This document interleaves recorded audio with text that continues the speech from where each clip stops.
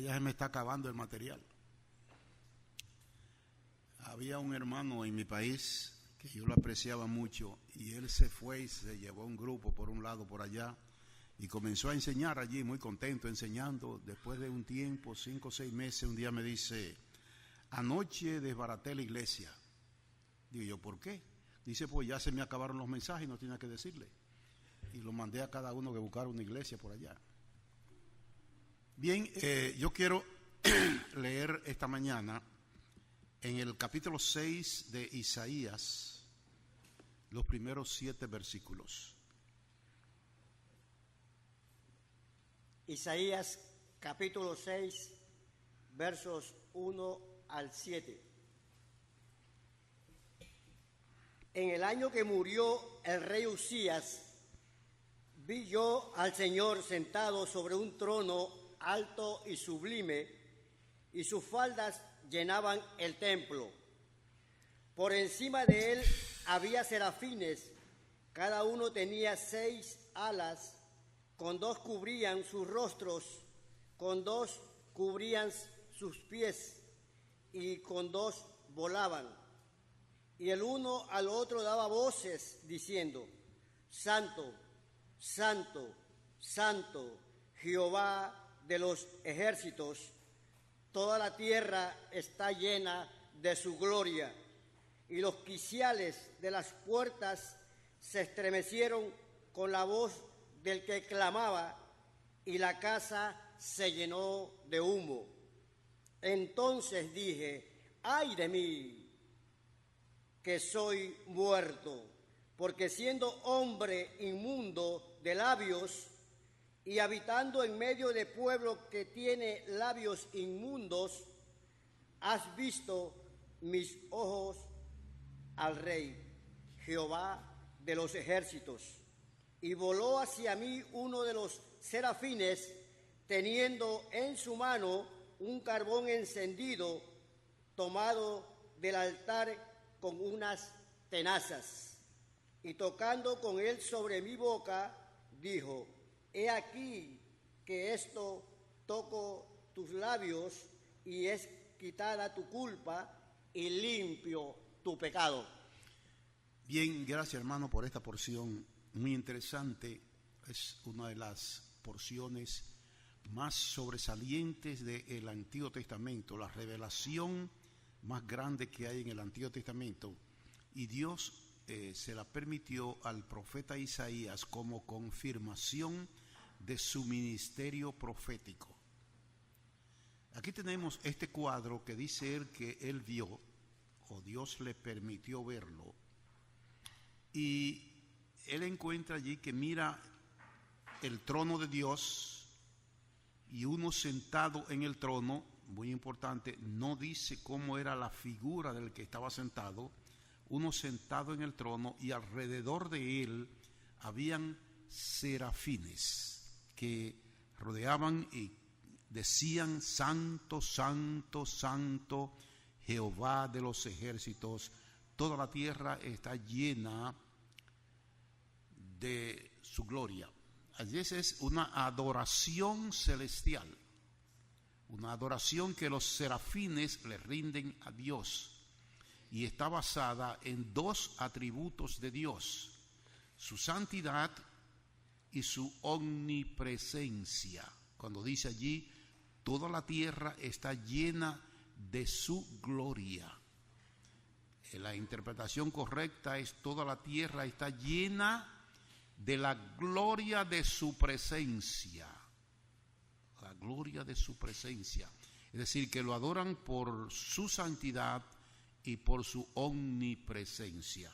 Es importante esto: la adoración siempre tiene que tener un propósito,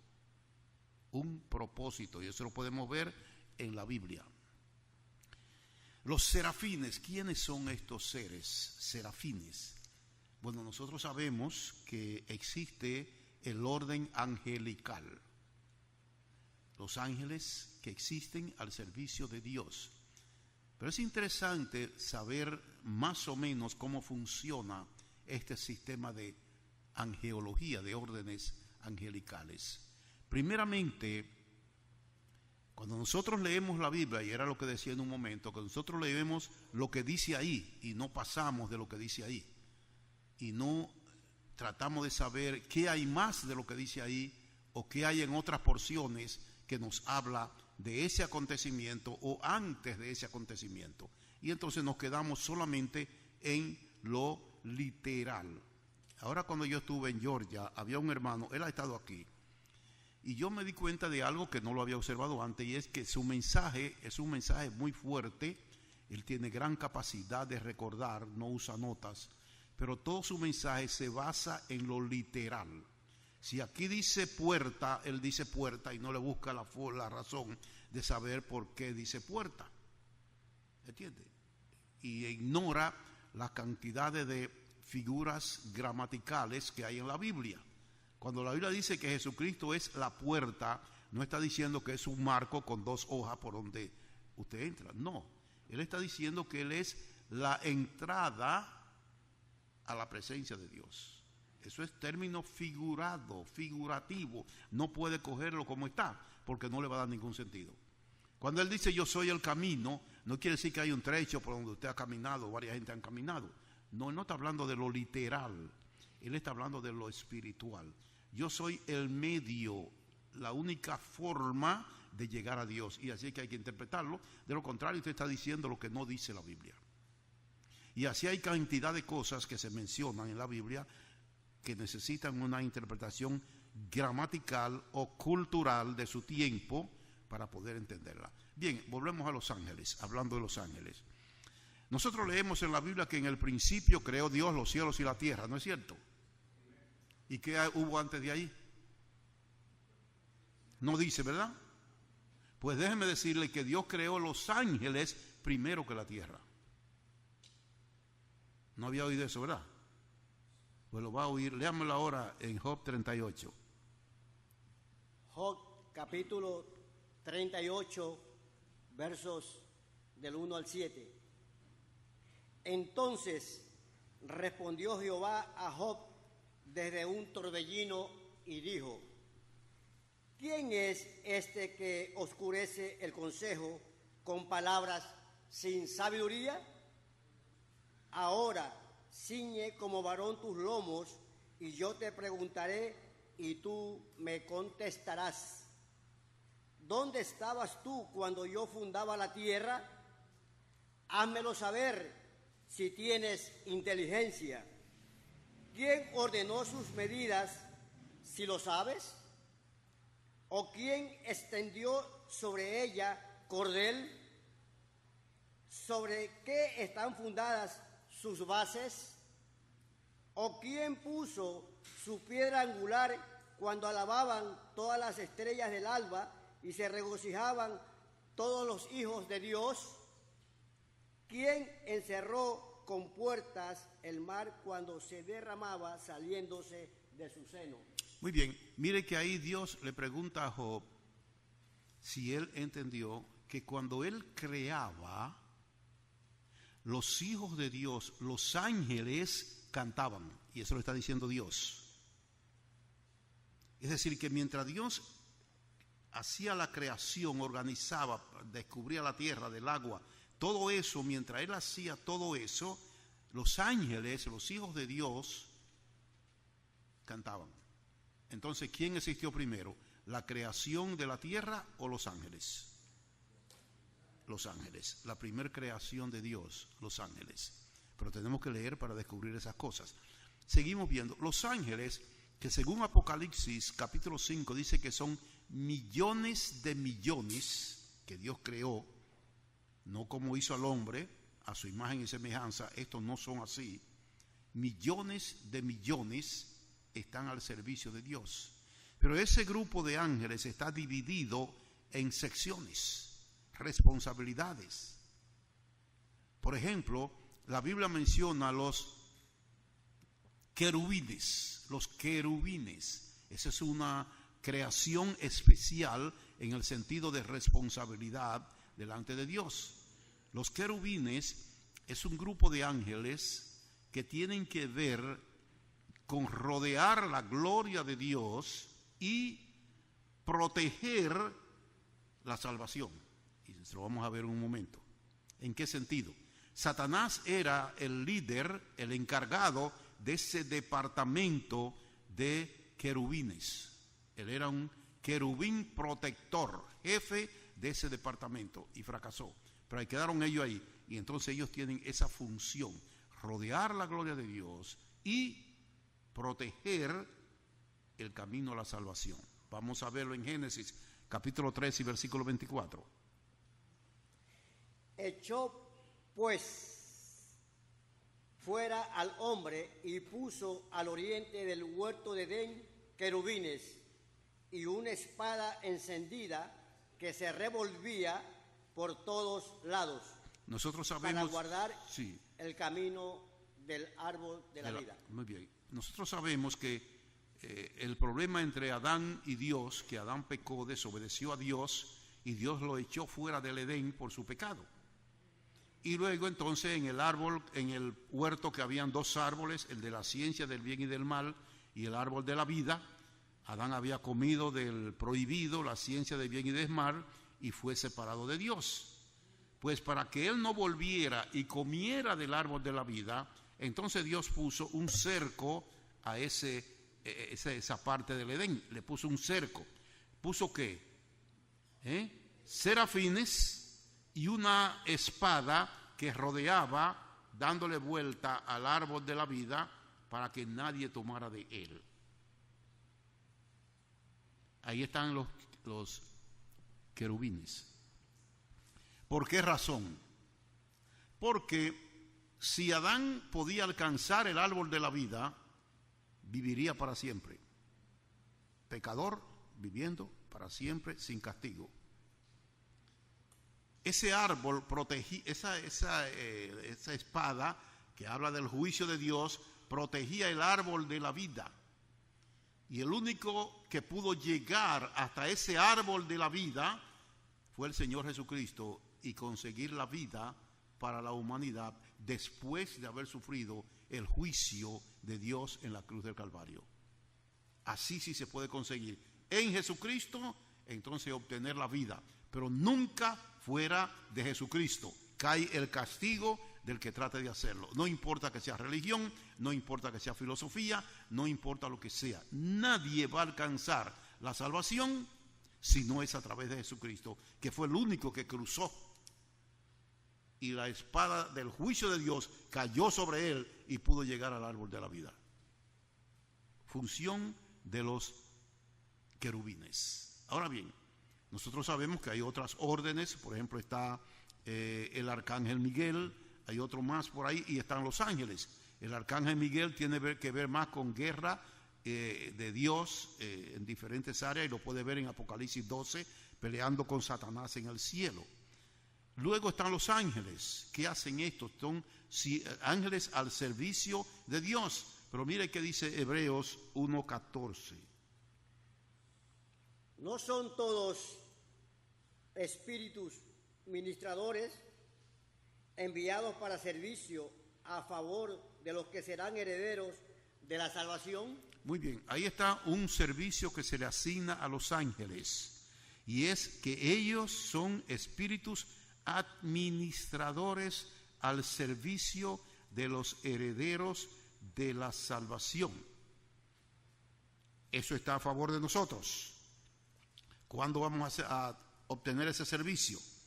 Ese servicio, dependiendo del contexto en que se encuentra ese texto, que es la entronación de Jesucristo como el Rey, entonces ese contexto nos indica que cuando estemos en la presencia del Señor, los ángeles serán los que se encarguen del servicio o de atendernos, vamos a usarlo así, a nosotros en el cielo. Ellos estarán al servicio de los herederos de la salvación. Así que hay muchos detalles ahí en cuanto a esto. Pero vamos a Isaías capítulo 6, donde comenzamos. Aquí encontramos un orden angelical, que son los serafines. ¿Qué hacen ellos? Los serafines tienen la responsabilidad de filtrar las adoraciones que se le hacen a Dios. Me explico. Isaías vio al Señor en su trono alto y sublime, y vio alrededor de él serafines que les rodeaban y decían: Santo, santo, santo, Jehová de los ejércitos. Allí está la adoración celestial, que ellos son los responsables de permitir que lleguen a la presencia de Dios, esas adoraciones. Si seguimos leyendo, dice el profeta que cuando él vio este cuadro, dijo: ay de mí que porque soy hombre muerto, siendo de labios inmundos y habitando en medio de una ciudad inmunda. Han visto mis ojos al Señor. Muerto yo, no puedo hacer nada aquí. ¿Y qué pasa ahora? Dice que uno de los serafines cogió una tenaza y una brasa, algo prendido del altar, y vino y le tocó los labios y le dijo: limpio has sido de tu pecado. ¿Qué pasó aquí? Antes de suceder eso, Isaías reconoció que no podía adorar a Dios, un hombre de labios inmundos y viviendo en medio de un pueblo inmundo. No podía adorar a Dios. ¿Qué pasó ahí? Cuando él hizo esa confesión, el ángel toma la candela, la brasa aquella, y viene y le quema los labios y le dice: ok, ya tú estás listo. Entonces sí podía adorar a Dios. Entonces los serafines dejaban pasar la adoración porque ya él estaba preparado. Pero antes de ahí esa adoración no llegaba. Ellos la filtraban y la echaban hacia atrás, porque era una adoración que iba afectada por los labios inmundos y el ambiente, el pecado que había en él. Pero una vez que con aquel fuego quemó los labios, le dijo: ya tú estás listo para adorar, ya tu adoración va a llegar al cielo. Ellos son los protectores, o como decía un predicador, en los que filtran las adoraciones de los santos para que llegue a la presencia de Dios. ¿Sabe usted qué quiere decir esto, hermano? Que no todas las adoraciones llegan. No todas las adoraciones llegan a Dios. Tiene que haber una preparación previa. ¿No es lo que Pablo dice en 1 Corintios 11:28?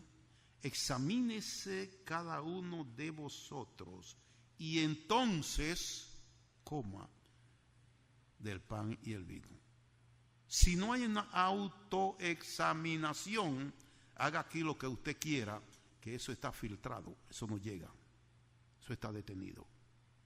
Porque una adoración sin un autoexamen no tiene validez. Los serafines interrumpen esa adoración. Y eso es importante. Cuando dice Juan capítulo 4 que Dios busca verdaderos adoradores, mire que hay verdaderos, eso es un adjetivo de calidad, verdaderos. Usted quiere decir, vamos a suponer, yo necesito un grupo de verdaderos albañiles para que me hagan este trabajo. Hay un montón de albañiles, pero no todos son realmente capacitados. Que si usted quiere dentro del grupo sacar lo mejor. Y eso es lo que Dios dice. Dentro de todos los que adoran, yo busco verdaderos adoradores que le adoren en espíritu y en verdad. Y ahí queda la pregunta a nosotros: ¿de qué lado yo estoy? ¿Entre los adoradores o entre los verdaderos adoradores? Los verdaderos adoradores tienen que tener una preparación previa de labios y de corazón. No todo lo que sale por la boca es una adoración a Dios, ni siquiera una alabanza a Dios, sino lo que sale de un corazón que que se ha autoexaminado, confesado para poder adorar a Dios. Y tenemos que entender eso, hermanos. Hoy en día vivimos en un mundo en que todo lo espiritual va de mal en peor. El hombre inventa un montón de cosas creyendo que Dios las aprueba todas, que todo lo que hace Dios lo aprueba. Eso no tiene base bíblica. Va en decadencia. Ya no se puede definir lo que es bulla y lo que es alabanza, lo que es adoración y lo que es grito y salto. No se puede definir nada de eso. Pero Dios define la verdadera oración partiendo del corazón. No de los labios, del corazón. Él dijo a Israel: este pueblo de labios me honra, pero su corazón está lejos de mí. Ahora, cuando dice la Biblia, usa el vocablo corazón, entre los latinos, entre las traducciones que se hacen, el concepto que viene a nuestras mentes, y es lógico, usted coge el diccionario, le va a decir, usted busca la palabra corazón, e inmediatamente va a ir al órgano que tenemos dentro, que se ocupa, su trabajo único es bombear sangre dentro del cuerpo. Cuando la Biblia habla de corazón, no necesariamente se está refiriendo a eso, a ese órgano. No. Nosotros podemos decir: ámame, yo te amo con todo el corazón, y pensamos en la bola de carne esa. No es verdad, no. En la Biblia, el concepto salvación, en el idioma griego en que se escribió el Nuevo Testamento, tiene que ver con el centro de la personalidad, que es el cerebro, donde se originan todas las cosas, las emociones, las tristezas, la alegría, los buenos pensamientos, los proyectos, los malos pensamientos. Todo se origina en el cerebro. Y es eso lo que Dios ve, el cerebro de las personas. ¿Qué inclinación tiene? Puede haber palabras feas, pero pueden haber palabras buenas. Depende hacia donde usted lo incline. Podemos pensar con nuestro cerebro cuáles cosas, según la Biblia, agradan a Dios y cuáles cosas, según la Biblia, no agrada a Dios. Y podemos usar la boca para producir lo que nosotros queramos, porque ese será el trabajo de la boca. Hablar, en cuanto a palabras se refiere, hablar, pero ella no dice, la boca no es mala. La boca no es mala. ¿Y sabe usted que Santiago, cuando escribe allá en el capítulo 3 sobre las lenguas, acaba con la lengua? Y cada vez que uno oye decir, vamos a leer Santiago capítulo 3, va a hablar de la lengua. Y según ese capítulo, esa porción, el peor órgano que tiene el ser humano, ¿cuál es? ¿La lengua? No, él no está hablando de eso. Es una metáfora donde él está usando algo concreto, que es la lengua, para referirse a algo intangible, que son las palabras. Esa es la idea. Pero no es que la lengua es mala, no. Si usted no tuviera lengua no pudiera comer bien, es buena. Es más, vamos a decir que es el órgano más obediente que tiene el ser humano. Según las estadísticas que se han hecho, una mujer habla 29,000 palabras por día y un hombre 27,000. ¿Usted se imagina el movimiento que tiene que tener esa lengua ahí? Pero ella lo que está haciendo es sencillamente lo que el cerebro le indica. Lo que el cerebro le indica es lo que ella hace. Obedece solamente. El problema de nosotros está en el cerebro. Y dice el Evangelio de Mateo en el capítulo 15 que de la abundancia del corazón o del cerebro, ¿qué pasa? Habla la boca. Entonces tenemos que tener en cuenta cuando se habla en figuras gramaticales metafóricas y no lo coge literalmente, porque está cometiendo error de interpretación. Entonces Dios ve lo que sale de nuestro cerebro, que Él nos ha dado un espíritu nuevo, pero ahí al lado está la carne. Y depende ahora cuál de las dos funciona.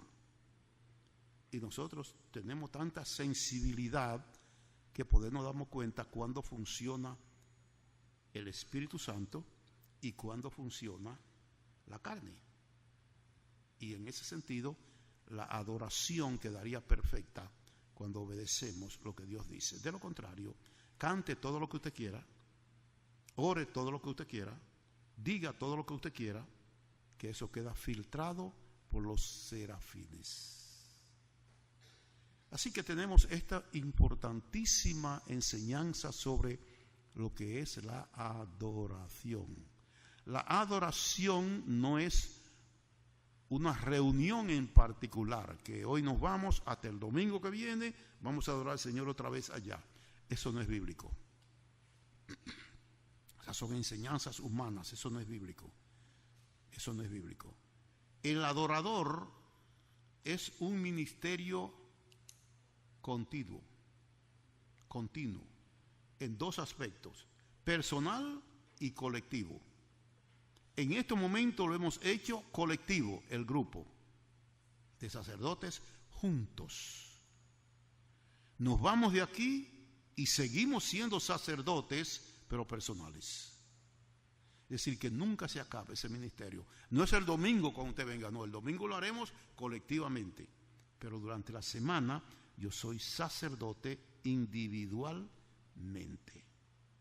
Yo no puedo hacer lo que yo quiero, el sacerdote no puede hacer lo que quiera, sino lo que debe de hacer como un sacerdote. Y esto se nos olvida a nosotros en la vida cristiana.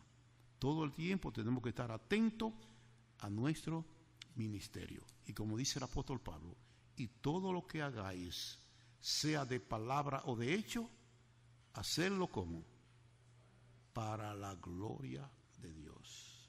Si pensáramos esto antes de hacer o de hablar cualquier cosa, no caeríamos en el error de no hacerlo para la gloria de Dios, sino voy a hablar para la gloria de Dios, voy a hacer esto para la gloria de Dios. Entonces un verdadero sacerdote, y se eliminarían una cantidad de problemas en la iglesia, porque todos estaríamos viendo a nuestro Dios y haciendo todo para la gloria de Él. Ese es un verdadero sacerdote. Por eso es que hay que pensar antes de decir, de hablar o antes de hacer.